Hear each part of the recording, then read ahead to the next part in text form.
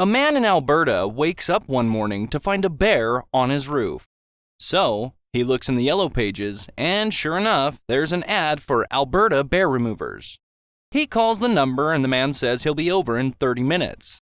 The bear remover arrives and gets out of his van. He's got a ladder, a baseball bat, a 12-gauge shotgun, and a mean, heavily scarred old pit bull. "What are you going to do?" the homeowner asks. "I'm going to put this ladder up against the roof, then I'm going to go up there and I'll knock the bear off the roof with this here baseball bat. When the bear falls off the roof, the pit bull here is trained to grab his testicles and not let go. The bear will then be subdued enough for me to put him in the cage in the back of the van." He then hands the shotgun to the homeowner. What's the shotgun for?" asks the homeowner. "Well, if the bear knocks me off the roof, shoot the dog." There was an officer of the Royal Navy named Captain Robinson who showed no fear when facing his enemies. One day while sailing the seven seas, his lookout spotted a pirate ship approaching, and the crew became frantic. Captain Robinson bellowed, "Bring me my red shirt!" The first mate quickly retrieved the captain's red shirt, and while wearing the brightly colored garment, the captain led his crew into battle and defeated the mighty pirates.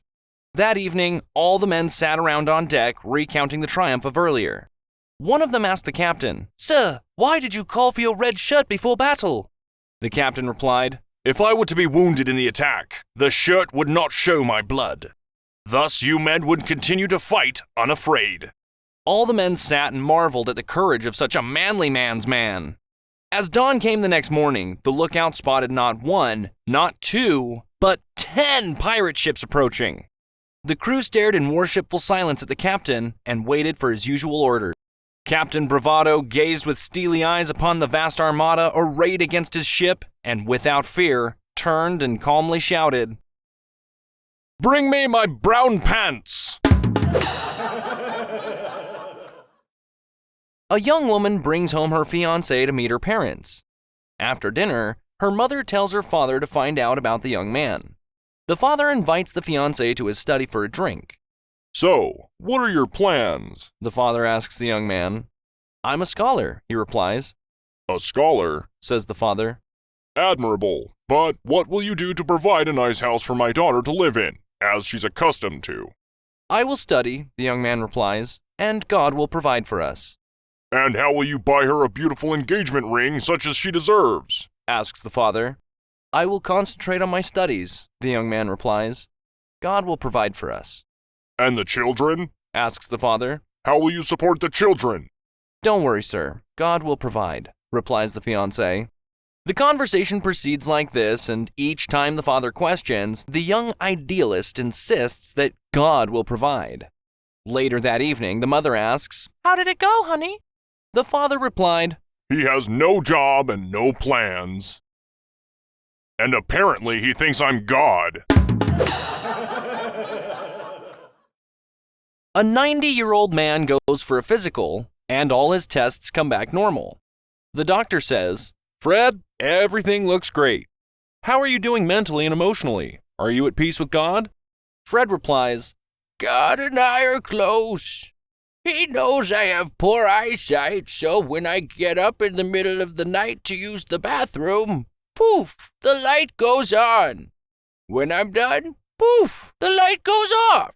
"Wow, that's incredible," the doctor says.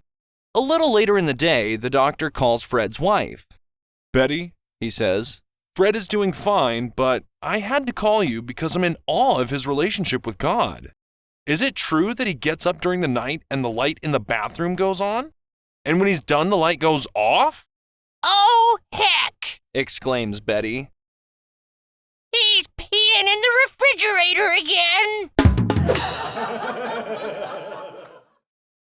A guy dies, goes to hell, and meets Satan. Satan says to the man, "Nowadays, people entering hell can choose their own personal hell. I will take you to a series of doors, and you will look inside. Then tell me if that is where you would like to spend eternity." The man agrees, and Satan takes him down a long, dark hallway. Satan opens the first door. The man looks inside and sees thousands of people standing on their heads on a hardwood floor. The man says, "This looks too uncomfortable. Show me to the next room, please." Satan then walks the man down to the second door. The man looks inside and sees thousands of people standing on their heads on a concrete floor. The man says, "Oh, this is even worse. Please show me another room."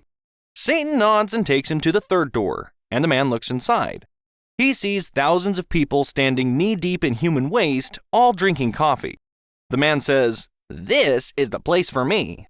Satan then asks, Are you sure? Once the door closes, you can never go back. The man says, "I'm positive. I do love coffee." The man steps in and Satan closes the door. Just before the man can get comfortable, a voice on the loudspeaker says, Coffee break is over. Back on your heads. Two married buddies are out drinking one night when one turns to the other and says, I don't know what else to do. Whenever I go home after we've been out drinking, I turn the headlights off before I get in the driveway. I shut off the engine and coast into the garage. I take my shoes off before I go into the house. I sneak up the stairs. I get undressed in the bathroom. I ease into bed, yet my wife still wakes up and yells at me for staying out so late." His buddy looks at him and says, "Well, you're obviously taking the wrong approach." I screech into the driveway, slam the door. I storm up the stairs, throw my shoes in the closet. Then I jump into bed, slap her on the butt and say, "Are you as horny as I am?" She always acts like she's sound asleep. A big shot businessman had to spend a couple days in the hospital. He was a royal pain to the nurses because he bossed them around just like he did his employees. None of the hospital staff wanted to have anything to do with him. The head nurse was the only one who could stand up to him. One day, she came into his room and announced, "I have to take your temperature." After complaining for several minutes, he finally settled down, crossed his arms, and opened his mouth. "No, I'm sorry," the nurse stated. "but for this reading, I cannot use an oral thermometer." This started another round of complaining, but eventually, he rolled over and bared his rear end. After feeling the nurse insert the thermometer, he heard her announce, "I have to get something. Now you just stay like that until I get back." She left the door to his room open on her way out. He cursed under his breath as he heard people walking past his door laughing. After almost an hour, the man's doctor came into the room. "What's going on here?" asked the doctor. Angrily, the man answered, "What's the matter, Doc? Haven't you ever seen someone having their temperature taken?" After a pause, the doctor confessed, "Well, no, I guess I haven't. Not with a carnation, anyway." A man walked into a bar. He sat down and asked the bartender, "If I impress you, can I have a free drink?" The bartender said, "Sure." So the man reached in his pocket and pulled out a tiny piano. He then pulled out a small rat and set it by the piano. It crawled onto the bench and began playing music. The bartender was amazed, so he gave the man a beer. Next, the man said, "If I impress you even more, can I have free drinks for life?" The bartender didn't think it was possible, so he agreed. The man pulled a frog out of his pocket, and it began to sing by the piano. The bartender smiled and told the man that he was impressed. A man in a suit with a cane walked into the bar, saw the small animals, and offered to buy them for $2 million. The owner said, "No," but he offered to sell the frog for $500,000. The rich man agreed, took the frog, and left. The bartender couldn't believe the owner just did that and said, "Why did you just sell the frog? There's no singer now." The owner laughed and said, "Don't worry. The rat is a ventriloquist." The day before Thanksgiving, a 60-year-old man living in Miami calls up his son in New York. "Listen, son, your mother and I are getting divorced. 35 years of misery is enough." "Dad, what are you talking about?" the son screams. His dad says, "We can't stand the sight of each other any longer. I'm sick of her face and I'm sick of talking about this, so call your sister in Los Angeles and tell her." And then he hangs up. Now the son is worried, so he calls up his sister and informs her that their parents are breaking up. She says, "Like heck they're getting divorced." then calls her father immediately. You're not getting divorced. she insists. Don't do another thing. The two of us are flying home tomorrow to talk about this. Until then, don't call a lawyer, don't file a paper. Do you hear me? And she hangs up. The man looks over, smiles at his wife, and says, "Okay, they're coming for Thanksgiving and paying for their own airfares." A defendant was on trial for murder. There was strong evidence indicating guilt, but there was no corpse.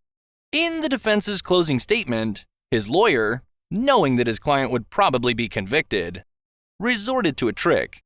"Ladies and gentlemen of the jury, I have a surprise for you all," the lawyer said as he looked at his watch. "Within 1 minute, the person presumed dead in this case will walk into this courtroom." He looked toward the courtroom door. The jurors, somewhat stunned, all looked on eagerly. A minute passed, nothing happened.